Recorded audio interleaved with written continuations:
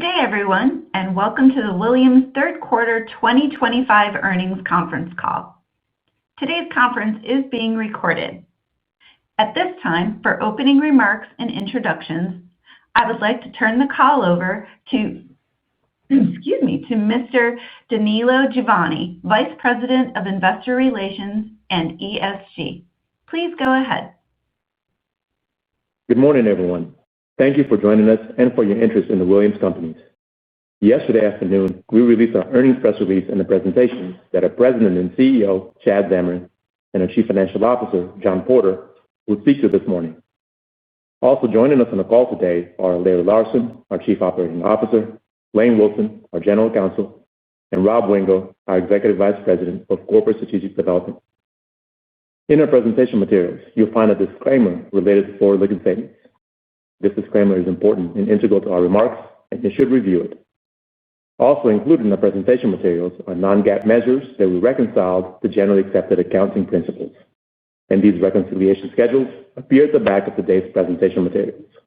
With that, I'll turn it over to Chad. Thanks, Danilo, and thank you for joining us today. We're excited to share the strong progress we've made and the tremendous opportunities ahead for Williams. Let's begin on slide 2. We're strengthening our core business with delivered expansion projects while extending our backlog of highly attractive new opportunities that will drive ongoing growth. Starting with completed transmission projects, we recently placed Northwest Pipeline's Stanfield South project in service and completed Transco's Alabama-Georgia Connector and Commonwealth Energy Connector expansion projects. Importantly, on Transco, we are increasing pipeline capacity by nearly 200,000 decatherms per day, which will provide access to additional natural gas supplies to increase reliability and affordability during the upcoming heating season. We've also recently completed Shenandoah and Salamanca, two important deepwater expansion projects. In the Haynesville, our most recent expansion was brought online, which increases basin gathering and takeaway capacity as we prepare for the rapid growth in LNG exports alongside power demand growth within the Gulf Coast and Southeast regions. We recently announced two transmission projects, the Wharton West expansion on Transco in South Texas and the Green River West expansion on Mountain West in Southwest Wyoming.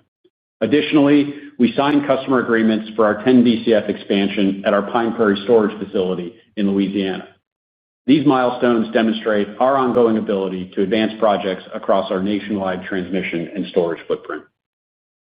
With respect to strategic investments, we're advancing our wellhead-to-water strategy through a strategic LNG partnership and a complementary asset divestiture. We recently announced that we have signed agreements to sell our interest in our Haynesville upstream asset to JERA for $398 million, plus deferred payments through 2029.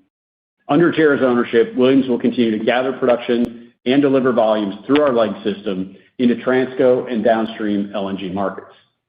As part of the transaction, we will further expand our Haynesville gathering system to accommodate production growth, and this transaction also increases the volume commitment to LEG.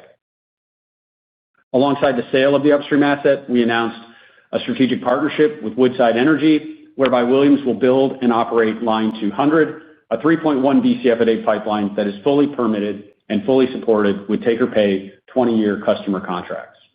Line 200 will connect Woodside's Louisiana LNG terminal to multiple systems, including Transco and LEG. We'll also be taking a 10% interest in the Louisiana LNG terminal, which is a fully contracted take-or-pay LNG facility. As part of the ownership in Louisiana LNG, Williams will commit to a 1.5 million ton per year LNG offtake, which is designed to provide international market access for Williams producer customers. Together, Williams and Woodside will leverage our Sequent Energy Management platform to manage natural gas supply for the LNG facility. We expect to invest approximately $1.9 billion in capital into the combined pipeline and LNG terminal projects, which will position our core business to further grow as global LNG demand continues to ramp and pull volumes through our integrated value chain. It's important to note that these investments provide an integrated return that is on par with our targeted capital investments, and those returns are driven primarily by fixed-fee, fully contracted cash flows with 20-year contract tenors. In summary, these transactions allow us to high-grade from upstream cash flows into high-quality pipeline and LNG terminal cash flows supported by 20-year take-or-pay contracts. While there's been much focus on the LNG portion of this transaction, I do want to make one thing clear. This is an integrated platform consistent with our disciplined capital allocation approach. And like everything we do, we are focused on enhancing the value of and the opportunity to grow our core infrastructure business. And this is not a speculative entry into the LNG space. Finally, I'll close by highlighting our power innovation business that continues to grow and enhance the reach and value of our core natural gas infrastructure. In late September, we announced our planned investment of approximately $3.1 billion into 2 additional projects to continue to deliver speed-to-market solutions in grid-constrained markets. These power innovation projects are anticipated to be completed in the first half of 2027 and are backed by 10-year agreements with an option for our customer to extend. And with these agreements, total power innovation committed capital now stands at approximately $5.1 billion at a targeted 5 times EBITDA build multiple. Overall, these recent accomplishments continue to underscore our commitment to deliver infrastructure solutions that meet the nation's growing need for clean, reliable, and affordable energy, all while keeping a laser focus on investing in a manner that will create industry-leading shareholder value. And with that, I'll now turn it over to John for a deeper dive into the financials. Thanks, Chad. Starting here on slide 3 with a closer look at our adjusted EBITDA performance, which was up 13% over the third quarter of 2024. Walking now from last year's $1.7 billion to this year's $1.92 billion, we start with our transmission, power, and Gulf business, which improved $117 million or 14%, setting another all-time record due to higher revenues from expansion projects. At Transco, we had increases from Regional Energy Access, Southside Reliability Enhancement, Texas to Louisiana Energy Pathway, and the Southeast Energy Connector projects. Also at Transco, we have the benefit of the higher rates coming from the conclusion of the rate case. We also continue to see growth from our storage businesses on higher renewal rates. In the Gulf, we saw contributions from the Whale project, our discovery business, including the Shenandoah project, which started up in July, and the Ballymore project as well. Third quarter Gulf gathering volumes were up over 36% versus prior year, and NGL production was up about 78%. Next, our Northeast G&P business improved to $21 million, primarily on higher revenues, including higher gathering and processing rates, but also with higher volumes primarily in Northeast Pennsylvania. Overall volumes ticked up about 6% over the third quarter of 2024. In the West, we were $37 million or 11% higher, driven by initial contributions from the Louisiana Energy Gateway project that came online in August, but also from higher Haynesville volumes and growth in the DJ Basin, including the Rimrock acquisition. The West was negatively impacted by a step down in our minimum volume commitments at Eagle Ford. On the volume front, overall volumes grew about 14%, driven by growth in the Haynesville, including volumes from the Sabre acquisition acquired in late June 2025. Our Sequent marketing business was up $7 million, where contributions from the Cogentrix acquisition offset weaker realizations in the gas marketing business. And then finally, our other segment, which includes our upstream business, was up about $35 million, including higher upstream volumes, partially offset by unfavorable price impacts from significantly lower oil prices versus prior year. So that gets you to the $1.92 billion of EBITDA for third quarter 25, or 13% growth. Before I hand it back to Chad, I'll speak briefly to our current 2025 financial guidance. No change to our adjusted EBITDA guidance with a midpoint of $7.75 billion or any of our other earnings-related metrics, so still expecting 9% growth in adjusted EBITDA over 24, as well as a 9% 5-year CAGR going back to 2020. Additionally, achieving our midpoint EPS guidance of $2.10 will also produce 9% growth over 24 and cap an impressive 14% 5-year CAGR. Regarding full year 2025 growth CapEx, we have shifted the range upward to $3.95 billion to $4.25 billion. This range now encompasses the 2 additional power innovation projects and the wellhead-to-water LNG investments that we announced during October. Leverage guidance remains at approximately 3.7 times. So again, 25 continues to trend toward meeting or beating our adjusted EBITDA guidance, even after raising it a cumulative $350 million. Our backlog of fully contracted projects gives us confidence in continued industry-leading growth, and we are excited to present more information at our Analyst Day next February. And with that, I'll turn it back over to Chad. Thanks, John. Before we move to Q&A, I want to take a moment to recognize every one of our Williams employees and also our investors that have and continue to support the company. When we deliver our numbers for 2025, we will cap an incredible period of growth, performance, and shareholder value creation. As John noted, we expect to deliver a 5-year EBITDA compound annual growth rate of approximately 9% and 5-year EPS compound annual growth rate of approximately 14%. The team has delivered industry-leading earnings growth over the past 5 years, and we see an even more exciting chapter ahead. We are thoughtfully steering into the next 5 years with a rock-solid balance sheet, a strong foundation of core assets, a focused and motivated team, and an even stronger visibility into earnings growth and cash flow generation than we had during the past 5 years.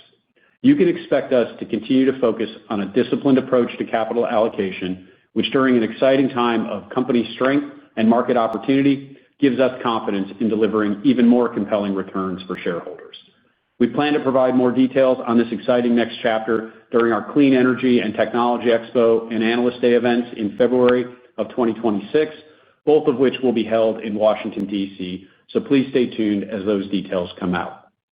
And with that, we will open up the call for questions. Thank you. At this time, we will conduct a question-and-answer session. To ask a question during the session, you will need to press star 11 on your telephone.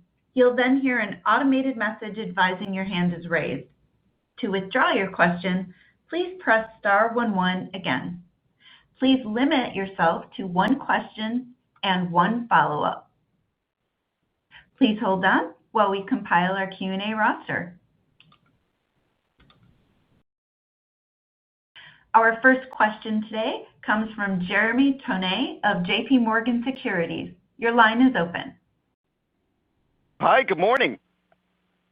Hey, Jeremy. Thanks for the detail today. Just want to dive in a little bit more, if we could, into the power innovation side. And I was just wondering if you could provide us a refresh with regards to how you see the opportunity set at this point across your footprint, and how would you describe, I guess, the pace of conversations? Is it still an urgency and speed to market, or just any other color would be great? Yeah, thanks, Jeremy. Look, I'd say we continue to see very, very robust engagement and interest in both speed to market, but also just long-term need for power for data centers. And, as we mentioned during the prepared remarks, we've upsized our backlog of commercialized projects to over $5 billion of investment. We've talked about the 6 gigawatts of backlog that we're pursuing, some of which we've turned now into actual projects, but we continue to see that backlog strengthen. And, as we've discussed, our goal is to continue to layer in projects in a thoughtful way that manages the balance sheet and capacity that we have to invest alongside the very highest quality counterparties and project opportunities. And, I think I'd just say we continue to see a very robust pipeline of opportunities that we think extends throughout the end of the decade and beyond. And so, teams continuing to have very robust discussions, and we do expect additional projects to come together along the way. And just to your question about footprint, we also do see the geography that we operate across is diverse and broad and allows us to offer solutions in a lot of different areas. And we are seeing conversations across the entire kind of footprint. I will say this, that there's a reason why a lot of the projects are built in the states that are being developed. We'll probably talk at some point on the call, but we think about places like New England and the Northeast, where we're trying to develop NESE and Constitution. I think those projects are really critical to open up the economic opportunity of those regions. You'll see the primary power innovation projects, not just for us, but I'd say across the country, targeted in those states where you can get affordable, reliable energy and you can build infrastructure. And so we continue to be very focused on trying to open up additional markets where, unfortunately, it's been difficult to build, but we're seeing hopeful signs that we'll get back to building. Got it. That's helpful. Thanks. And just want to turn, if I could, to the recent LNG deal announcement there. I was wondering if you might be able to expand a bit more, I guess, on the strategy, industrial logic to this, this deal with the full wellhead to water, connectivity here. And was curious, I guess, as far as the offtake capacity is concerned at the LNG facility, if that's something you intend to keep for yourself or contract out to customers, or just walking through, kind of where that strategy stands post this deal would be helpful.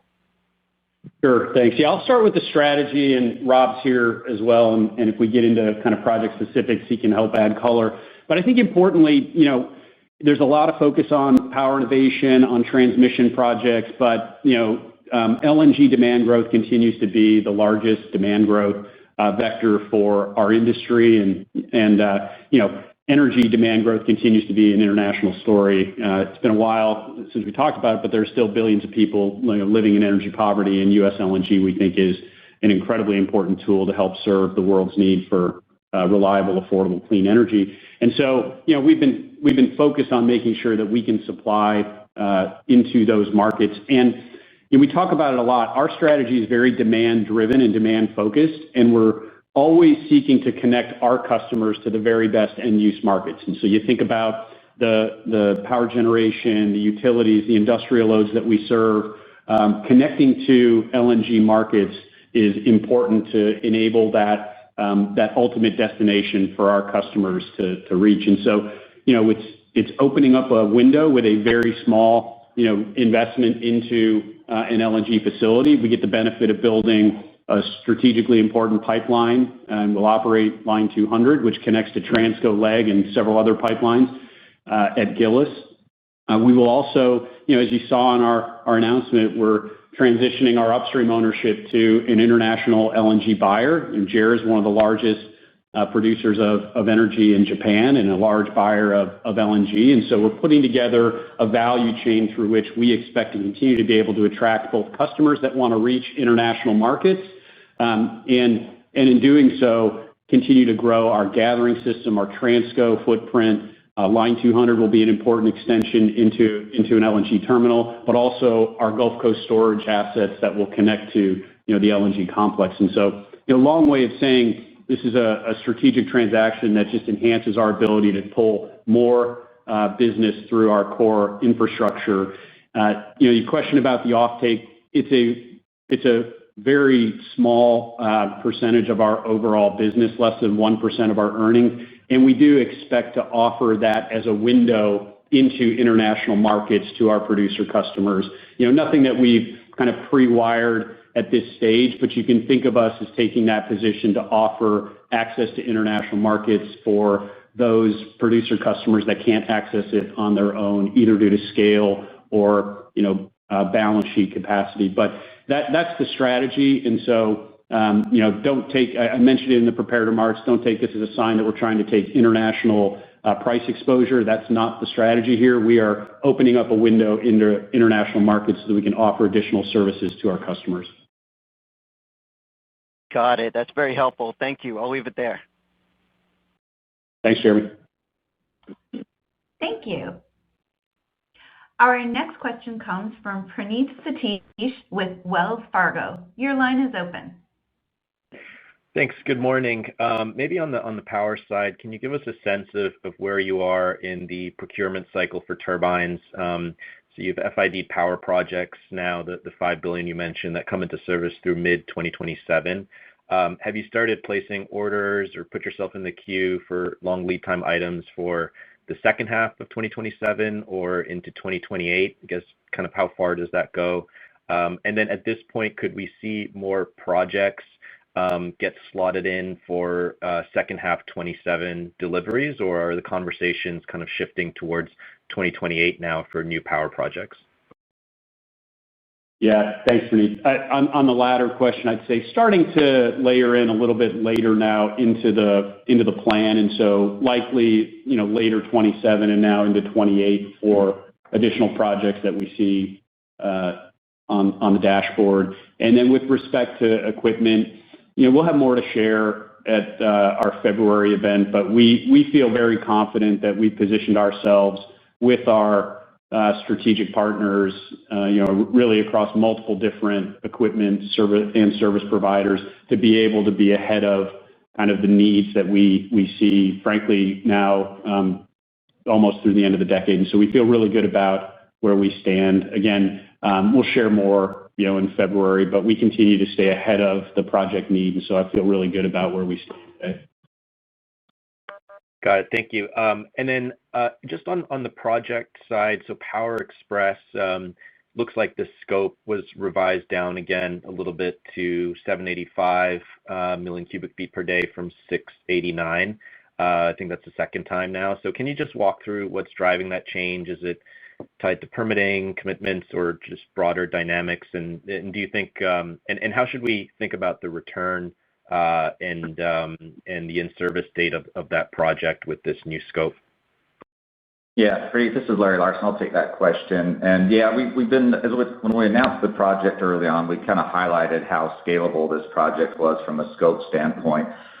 We had an anchor customer that kicked off the project. We thought there's potential for it to be up to 950. But as we go through this and work with our customers, they're working through their power generation needs and the scope of their facilities. And so really just kind of making sure that we're optimizing our design and really aligning with the customer needs. And so we've got contracts in place now for the full 689. And from a return standpoint, just because of the ability for us to adjust looping and compression, the returns are still in the same range as we had in the previous scopes. No real big change on that front from a scoping standpoint. So right now, we don't see any major shifts in the scope that we have right now. We'll be planning to move forward, probably start the kind of the FERC process next year.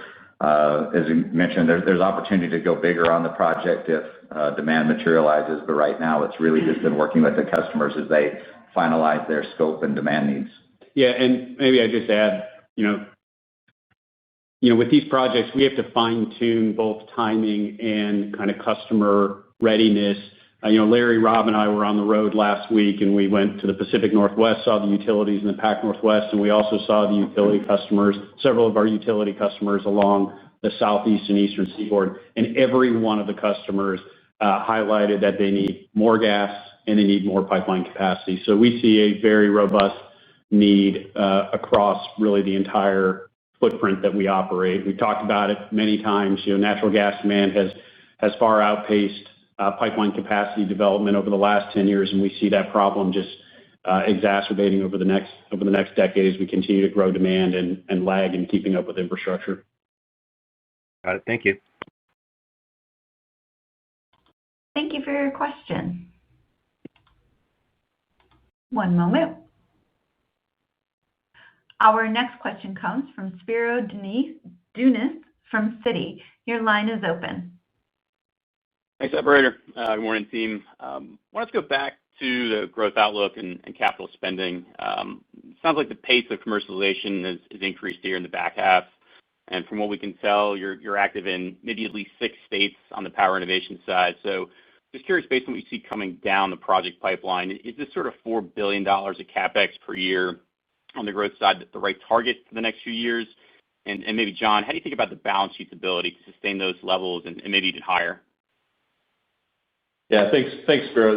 This is John Porter. As we've talked about in the past, in our long-range forecasting process, we've seen now for a number of years a real inflection point coming after 2025 where the balance sheet deleveraging was going to slip below our targeted leverage range of 3.5 to 4 times. That long-range forecasting, what we would typically be looking for were high-returning organic investment opportunities that could fill that balance sheet capacity. But I would say prior to the last year or so, there was probably a little bit more uncertainty about where those opportunities or the magnitude of those opportunities and whether they were going to actually be able to fill what was emerging to be a very significant amount of balance sheet capacity that we saw coming in 26 and beyond. And so what I would say is what we've seen really as we went through the long-range forecasting process this summer was something, I think, very interesting. We saw that instead of, sort of hypothesizing about the level of projects that we would have to go find with strong organic investment opportunities to fill that capacity, we started to really see line of sight into a really nice layering of high returning organic investment opportunities that were coming to fruition with what we've announced this year. As we look into the future, I think we have a lot of confidence that we're going to continue to see those high returning strategic organic investments that are filling up that balance sheet capacity, staying in that 3.5 to 4 times leverage target range. And a nice side benefit, of course, has been the effect that these non-regulated power innovation projects are going to have on our cash tax profile as well, which as we look out into the model now, we see very significant cash tax deferrals, through the next many years. And so I would say overall, we're seeing a really nice dynamic here where the projects that are coming to us, the layering in of those look like they're going to fit very nicely with what's happening on the balance sheet. And a big reason for that is how quick these power innovation projects will come online. Of course, we talk a lot about the power innovation projects, but of course, we're also having to make sure that we have ample capital room for all of the transmission projects that we see coming over the next several years, which we expect that to be a steady flow of transmission projects alongside these power innovation projects. But overall, just a lot of excitement about the investment opportunities that we have in these high returning projects and feeling like the balance sheet is well situated for this very unique opportunity set. Great. Helpful color, John. Thanks for that. Second question, maybe switching gears here a little bit to the utility and power landscape. Election day today, and I know high utility bills are a big topic in a lot of states, especially here in the Northeast. At the same time, you're also seeing some growing opposition to data centers and the impact on consumer electric bills. So curious how you guys are thinking about the impact to Williams from both of those factors, and if I could get you to maybe tie in a status update on NESE and Constitution, and how much you think getting past this election day could maybe open up some progress there. Yeah, thanks, Spiro. Those are, I think, really important topics. And, the first thing I would say how it impacts us is, we really do need to shine a spotlight on the fact that natural gas is our country's affordability superpower. When we produce natural gas in the U.S. on an energy equivalent basis, it's like 25 to 50 cents per gallon of gasoline on an energy equivalent basis. Like, that's how affordable we can produce natural gas in the United States. And we know that any market in the U.S. that has been able to manage energy affordability, which ultimately translates to overall affordability, has done that by leveraging low-cost, abundant, reliable natural gas. And so I think that we continue to see, we mentioned the trip we took last week to see many of our utility customers. They all recognize that natural gas is our superpower with respect to trying to manage affordability across really the entire footprint. And so I'm hopeful that, as this is a topic that's becoming much more, relevant to elections and to just the narrative across the country, that we continue to see more and more support for natural gas infrastructure. We get through today, and I'll let Lane maybe speak to it. I'm hopeful that we see progress on NESE. It's moving, faster than Constitution. But Lane, maybe any thoughts you have on kind of the landscape as you see it? Yeah, I'm fairly confident that the elections today won't impact, NESE or Constitution, and I think we're in good shape on NESE, and Constitution will continue to work on. We haven't really put much capital into either project, but we're trying to put them in a position to where when we get our permits, we'll be ready to go. And as Chad mentioned, NESE is on a quicker time frame, we think, than Constitution. Great. I'll leave it there for today. Thank you, gentlemen. Thank you for your question. Our next question is from Julien Dumoulin-Smith with Jefferies. Your line is open. Hey, Chad, John, good morning. Thank you to the whole team. Appreciate the opportunity. Maybe to pick up on the good morning. Maybe to pick up on the higher level point here, there's no mention of the 5 to 7 long-term growth outlook in the deck here, and maybe that's for a reason here. How should we interpret that removal? And then specifically, it's notable that you're targeting a 20+% RIC. How do you think about, A, what this says about the long-term growth for Outlook? Again, not to preempt too much, the analyst day forthcoming. And then separately, how do you think about returns here beyond just the power innovation sector here? Any comments implicitly in what you're saying here, just at the highest levels about the build multiples? Sure. Yeah, maybe I'll give you the teaser trailer for our upcoming analyst day. But John and I have been kind of highlighting this over the last year, and really even ahead of that. But if you look at our ability to invest in high return projects within the balance sheet capacity that we have, and you think about the last 5 years and our ability to deliver a 9% growth CAGR over that 5-year period, I mean, that's phenomenal growth. But if you think about the next 5 years and you look at the model of our balance sheet capacity, the project opportunities that we have, we think can continue to achieve very high returns on invested capital.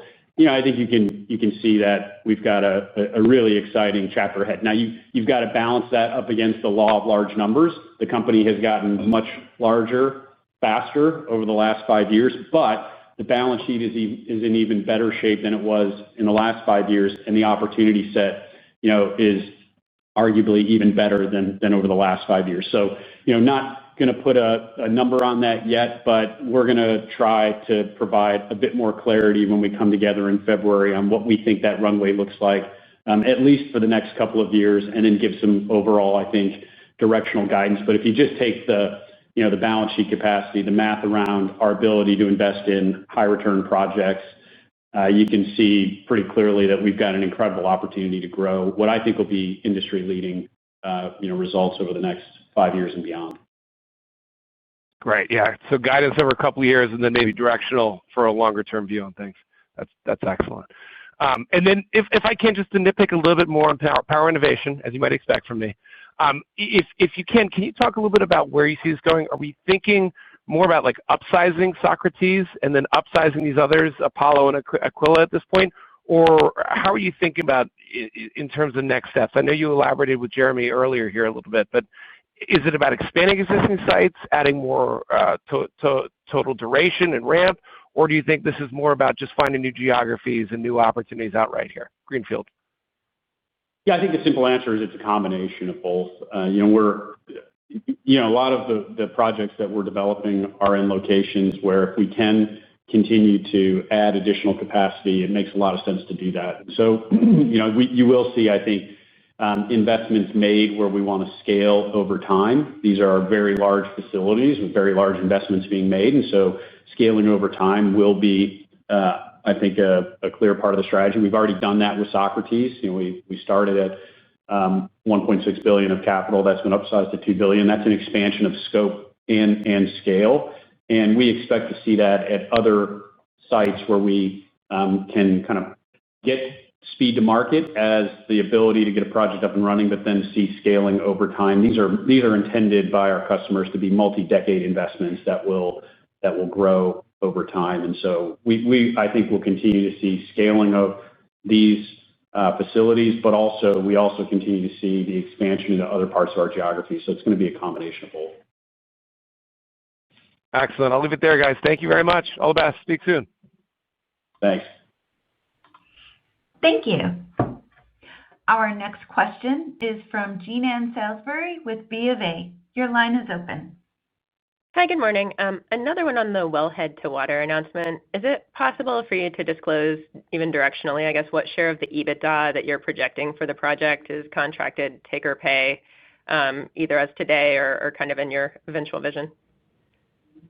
Yeah, and I think this is something I want to make sure everyone picks up really clearly. I mean, it is a fully contracted take-or-pay pipeline project. So we're 80% of the investment on the pipeline project, and that is 100% take-or-pay, fully contracted. And the way the LNG terminal is structured, it is fully contracted, 100% take-or-pay. So our relatively small investment, 10% investment, but it's a large project, that is into a project that has 100% of the capacity subscribed with take-or-pay contracts. And so, the only portion of the investment that is not take-or-pay is the LNG offtake, which is a very small, I mentioned it, if you think about our sale of the upstream, that was more than 1% of our earnings.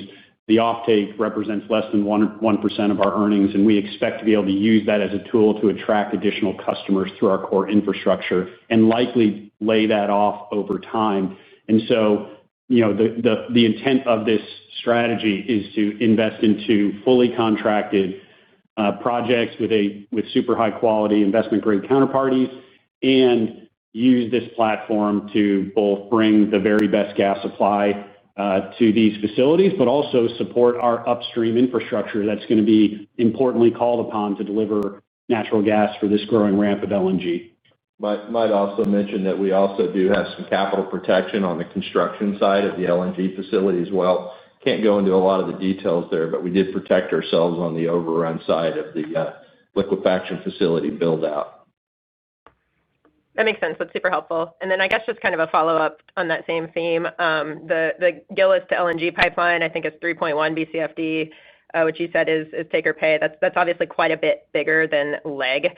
Do you envision that Williams will kind of source all of the 3.1 from your own GMP, and will you have to use kind of third-party pipes? Could LEG be expanded more?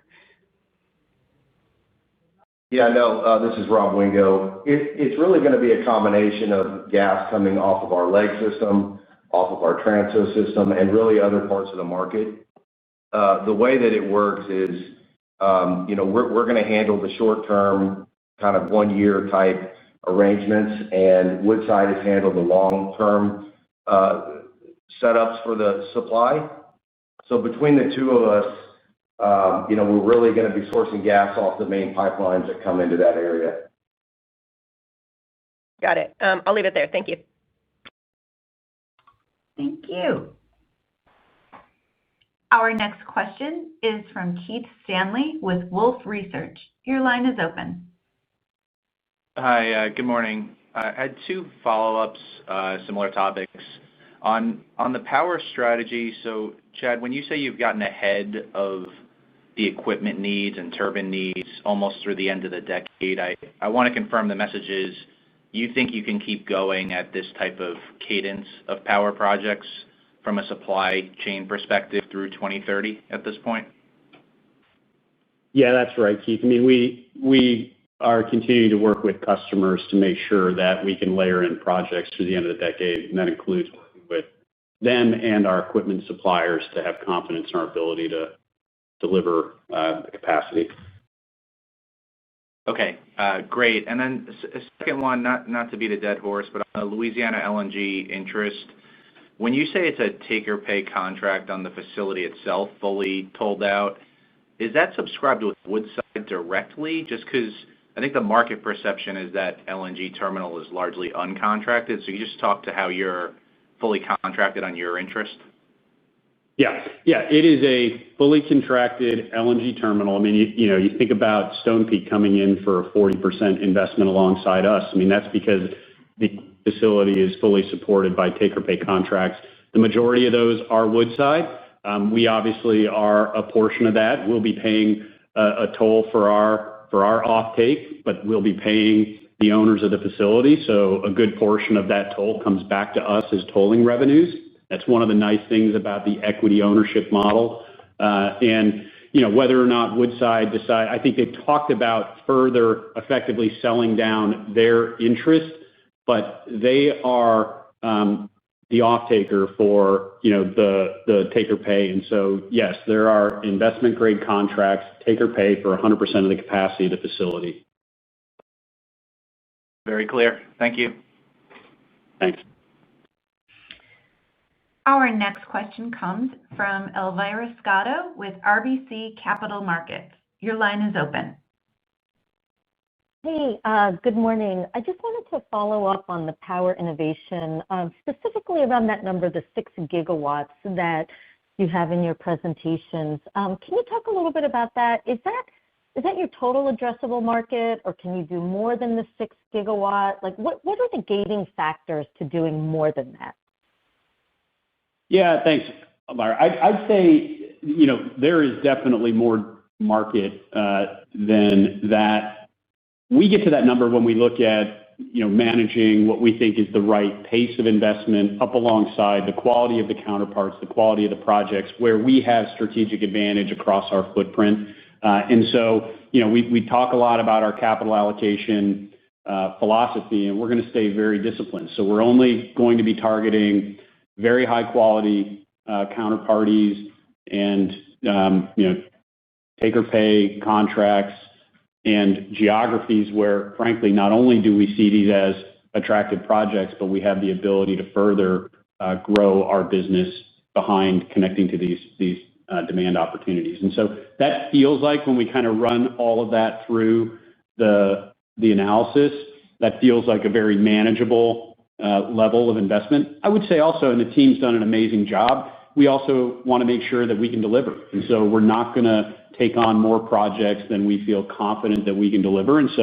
We are staffing up, and we're making sure that we can take good care of these customers because these are very, very important facilities. We expect to be a critical solution and service provider for these new hyperscalers for decades to come. It's all kind of a balance between those various factors that get us to that number. Great, thanks. Just my follow-up question is on the transmission side. What's the ability to continue to expand Transco? And of that $14 billion of project opportunities, what portion represents Transco, and how competitive are those projects? How much do you think Williams can reasonably win? Yeah, this is Larry. Thanks for the question. As far as the expandability of Transco at this point, I think it's fairly unlimited. As we continue to prove, we find more and more capacity expansion options as we have new supply coming to different parts of the system that creates new opportunities. As you think about the project backlog, it continues to grow as we see demand from our customers across the footprint. Where you see it now, it's also up in the Pacific Northwest and the Rockies. I would say the majority of the backlog that you see that we've highlighted is along the Transco corridor, where we've just seen really robust demand across the Southeast and the Gulf regions. I'd say you'll continue to see a lot of the project focus in that space, but it's nice to be able to start layering on opportunities out west as we're starting to see that focus on affordability and reliability, as well as just kind of the power generation demand growth that's happening across our footprint. It's split, but I would say majority is on Transco. Yeah, and I think you can think about Transco, as like the largest highway, system in our country with respect to natural gas, and it's got the highest speed limit and some of the lowest tolls. For customers, we can create a lot of flexibility and a lot of solutions. It's a lot easier to add lanes to a large existing highway system than it is to turn small roads into larger highways or build greenfield where they don't exist. Transco remains, we're blessed to have it as an asset, remains incredibly competitive. We do expect to win more than our fair share of opportunities along that corridor. Great. Thank you very much. Thank you. The next question comes from Ameet Thakkar with BMO Capital Markets. Your line is open. Hi, good morning. Thanks for taking my questions. Hopefully this is not redundant. I just wanted to clarify something Chad said earlier. Our understanding is that Woodside is taking 8 million tons from the LNG offtake, and then Uniper is taking 1 in addition to your 1.5. I think it leaves about 6 million tons per annum that hasn't been, I guess, at least in the public domain, kind of disclosed. Are you saying that 6 million tons per annum has now been fully contracted and is take or pay, or is Woodside, I guess, kind of going to be on the hook for that? I've got one more follow-up. Yeah, look, I don't want to speak entirely for Woodside, but I would say that Woodside today holds the equity and the offtake for the 14 tons. I think they have expressed a willingness or an interest in selling down additional equity, which would also mean selling with that the offtake obligation. Today, when you look at the standalone LNG terminal, it is 100% contracted. That is primarily Woodside as the offtaker, which is a very credible investment-grade international LNG company. We feel really good about, you think about having JERA on the production side of our Haynesville footprint, You think about all the infrastructure we have in between the Haynesville and what will be this terminal, and you've got a super high-quality investment-grade counterparty in Woodside as the LNG terminal operator and offtaker. And if they do reduce their interest in offtake, we would expect that to, again, be with high-quality counterparts. But today, 100% contracted with Woodside and us. Great. Thanks for that. And then just turning back to the power innovation, you kind of, it seems like you have a pretty good line of sight in terms of kind of your equipment supply partners. Are you availing yourself of any other sorts of things kind of beyond the equipment that you did with Socrates, such as fuel cells or anything kind of maybe a little bit more non-traditional? Thanks. I'd say that generally we're sticking to our knitting and to where we have strength and expertise. I think we have mentioned that we've added some batteries to our scope of work, but for the most part, we're staying focused on generating power with natural gas turbines. And so that'll continue to be the vast majority. We are exploring different technologies in partnership with our customers, but it is a very small amount of the overall investment and projects. Great. Thank you so much. Thank you. The next question comes from Manav Gupta with UBS. Your line is open. Good morning. I just wanted to go back a little bit to Green River West expansion. Can you help us remind the strategic rationale behind it, and how does it add to your footprint in Mountain West? If you could talk about that. Yeah, Manav, this is Larry. I'll answer that question. So yeah, it's just another expansion on our Mountain West overthrust pipeline system serving industrial load growth that we're seeing in Southwest Wyoming, kind of around industrial and mining. And so just another, I think, strong tie to supply in the Rockies and continued growth we're seeing in that Mountain West region, both from a power generation and industrial load. Thank you. And a quick follow-up, can you even go back to Cogentrix and talk a little bit about how that investment is faring? Any synergy surprises from that investment? Yeah, I'd say on track and still early days. I mean, that team, I've gotten to spend a little bit of time with them. I think Rob's going to be joining an upcoming board meeting. So still early days, but definitely getting to see a lot with respect to our footprint. And just as a reminder, they operate power plants along the Transco footprint in both PJM, New England ISO, and in ERCOT. And so nothing to speak to beyond the investment is on track, delivering the numbers that we expected this year. And early signs are that we think it's going to be a great relationship and certainly benefiting from having that insight into that market. Thank you so much for taking my questions. Thank you. Our next question is from Theresa Chen with Barclays. Your line is open. Good morning. Thank you for taking my questions. Maybe putting a finer point on the ability to source and supply gas into the liquefaction facility and what it means for your base infrastructure assets. Can you quantify at this part what is the potential or what is your target as far as an uplift in utilization or underwriting additional expansion in your pipeline assets into Gillis and Transco, Lake, and so on the heels of this deal?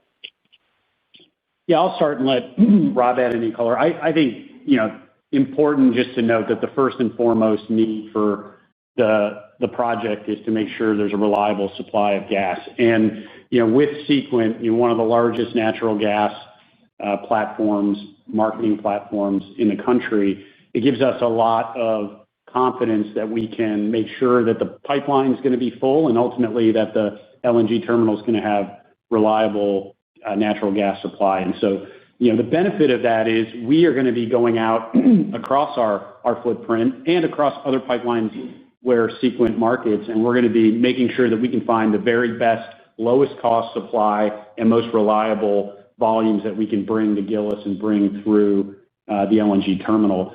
I absolutely expect that will lead to us identifying solutions where we can grow our gathering footprint and make sure that gathering volumes can move through LEG and other systems to get to Gillis and get through the system. Transco and the connection, we talked about the Pine Prairie expansion. There are additional storage projects that we're exploring to make sure that we can connect LNG terminals, including the Woodside terminal, to large flexible transmission capacity and storage capacity. And so again, we expect that it'll be a collaborative process. We'll leverage the Sequent platform, the fact that we've got a lot of market intelligence and presence sourcing and moving natural gas across the country. But that will be the role that we will play with Sequent and Woodside. And Rob, I'm anything to add. No, I mean, there's no doubt that being the face to the market with Sequent is going to be a huge benefit to our core business, our midstream business.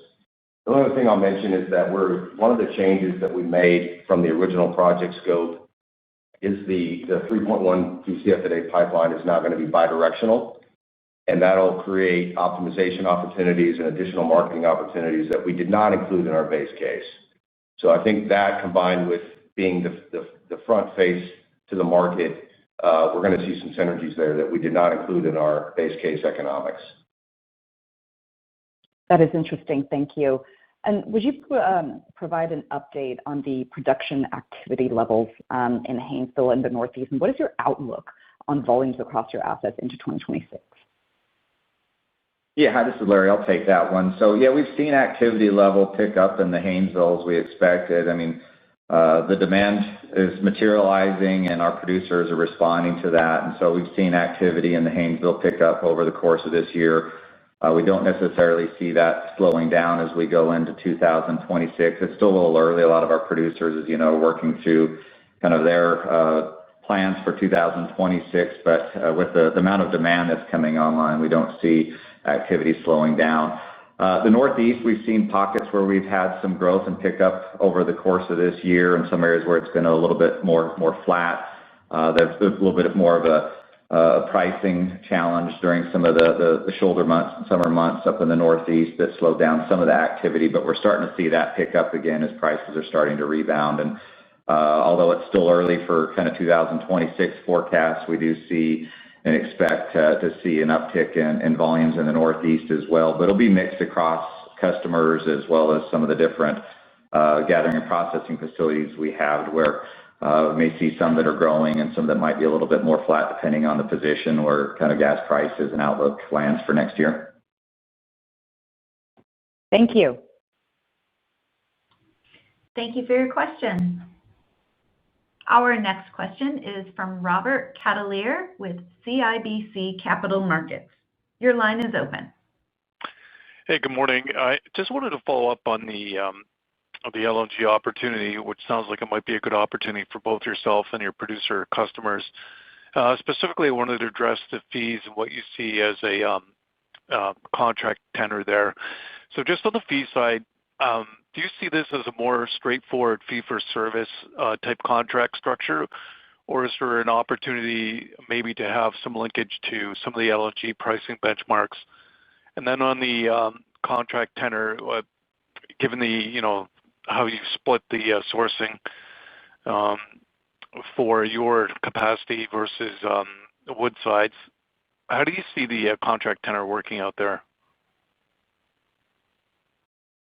Yeah, on the fee structure, I guess what I'd say is, generally, we have seen from producer customers an interest in accessing international markets where we would just, like we do with Sequent, basically provide the connectivity for a fixed margin. And so, initially, that is open capacity that we have. We've got 1.5 million tons of offtake. It's only around 225 million cubic feet a day of gas. And so it's not a very large gas position from an LNG offtake perspective.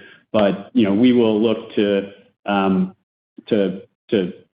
monetize that primarily through fixed margin transactions, which is what we do on our Sequent platform, each and every day. So that's how I think about kind of the offtake there. And with respect to tenor, I'm not sure I totally understand the question. I mean, these are 20-year contracts on the pipeline and on the on the LNG facility and 20-year offtake for the LNG. Am I getting your question right there? Yeah, actually, it was with respect to the smaller customers. As you mentioned, it's not a huge gas position, so it just seems like you're probably accumulating volumes from a number of smaller players, which seems to suggest maybe not a long-term contract portfolio for your offtake responsibility. Yeah. Got it. No, we have looked at, as we've thought about this strategy now for many years, and we've talked to producer customers, we do think that it's likely that you supply an LNG terminal and an LNG offtake position with various different contract tenors. Now, you tend to get compensated for those different tenors. So said another way, you get a higher margin for a shorter tenor and a smaller margin for a longer tenor. And so I do think that those are going to be the kinds of opportunities that we're going to explore. But generally speaking, we'll be looking to build both a portfolio of gas supply for the terminal and also a portfolio of supply for our offtake position. Okay, great. Makes sense to me. Thank you. Thank you. Our next question is from Sunil Sibal with Seaport Global. Your line is open. Yeah, hi, good morning, and thanks for the time.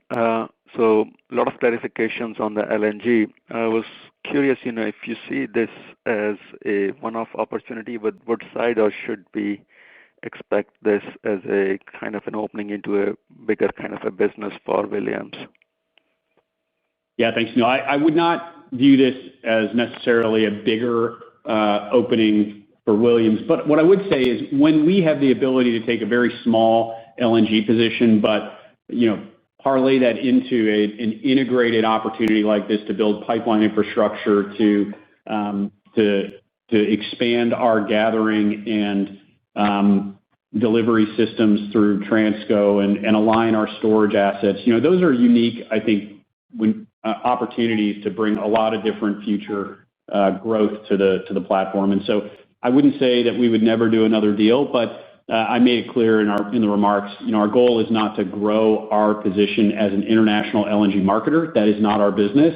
But where we have the ability, we're a big company, so to be able to take a very small position that we think we can mitigate risk over time, to be able to take a very small position, but align that with a much more strategic, fully integrated opportunity like Woodside. Those opportunities aren't everywhere, but if those come along, we'll continue to be open to exploring them. But don't read this to mean that we're trying to become a larger international LNG marketer, and that's not our intent. Understood, and thanks for that. And then on the power innovation side, I was curious, what kind of cost inflation you're seeing in your supply chains, and also, how do you think about counterparty concentration as you grow that business?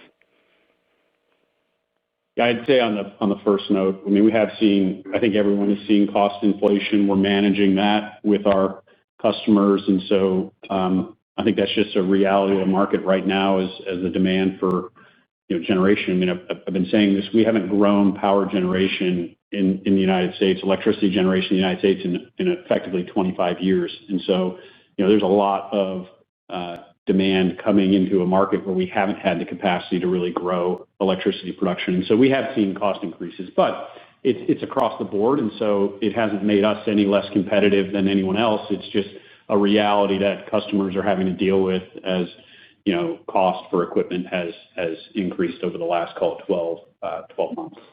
So that's certainly an issue we're dealing with. Yes.